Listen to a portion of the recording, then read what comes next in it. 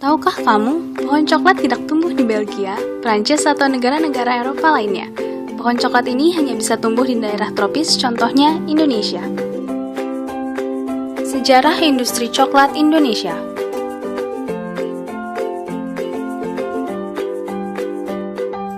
Coklat telah dikenal sebagai pencampur minuman serta alat tukar bernilai tinggi oleh suku Maya.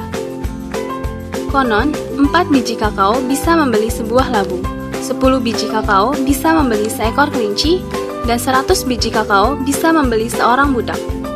Tanaman kakao pertama kali masuk ke Indonesia tahun 1560, dibawa oleh para pelaut Spanyol masuk melalui jalur Filipina dan tiba di Sulawesi Utara. Kopi, coklat, dan teh adalah beberapa tanaman yang ditanam masyarakat Indonesia ketika periode kultur Salsel.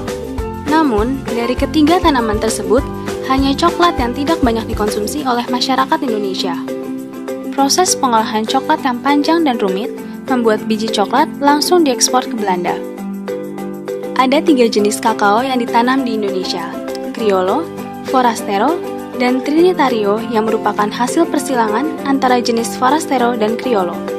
Dalam komoditas perdagangan dunia, kakao dibagi menjadi 2. Kakao mulia atau fine cocoa yang kebanyakan diproduksi dari jenis Criollo, dan kakao curah atau bulk cocoa yang berasal dari jenis Forastero.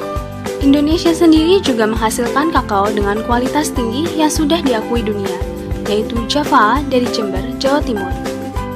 Menurut data FAO tahun 2012, Indonesia merupakan negara kedua penghasil kakao terbesar di dunia. Perkembangan produksi perkebunan kakao pun terus meningkat setiap tahunnya.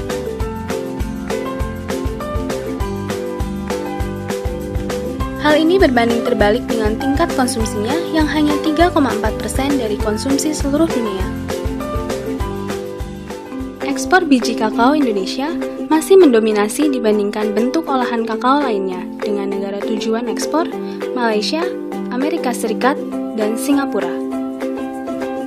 Pemerintah telah menerapkan bea keluar ekspor kakao melalui PMK nomor 67 tahun 2010 untuk menjamin pasokan biji kakao industri coklat dalam negeri.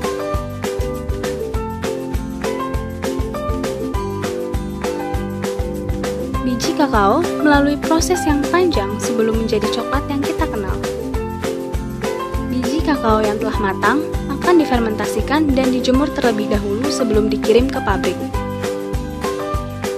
Di pabrik, biji kakao kering akan disangrai dan digiling, kemudian dicampur kembali dengan mentega, gula, susu bubuk, atau bahan-bahan lain yang dibutuhkan. Coklat yang telah siap dikemas dan didistribusikan untuk dipasarkan. Jenis coklat yang banyak diproduksi pabrik antara lain dark chocolate, white chocolate, dan milk chocolate. Selain itu, ada banyak hasil produk pengolahan coklat lainnya. Proses pengolahan coklat yang rumit dan panjang, serta tidak adanya kebiasaan untuk mengkonsumsi coklat, membuat masyarakat lebih mengenal istilah coffee break dan tea break dibandingkan coklat break. Namun, sekarang terus bermunculan berbagai inovasi pengolahan coklat untuk meningkatkan konsumsi coklat masyarakat.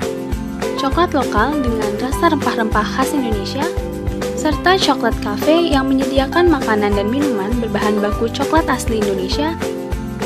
Dengan semakin banyaknya inovasi dan informasi akan kebaikan coklat, diharapkan konsumsi coklat masyarakat bisa terus meningkat. Sehingga, industri coklat Indonesia pun harus terus meningkatkan mutu, brand image, serta jaringan pasarnya agar semakin banyak orang yang tertarik akan produk coklat Indonesia. Mari tingkatkan industri coklat Indonesia.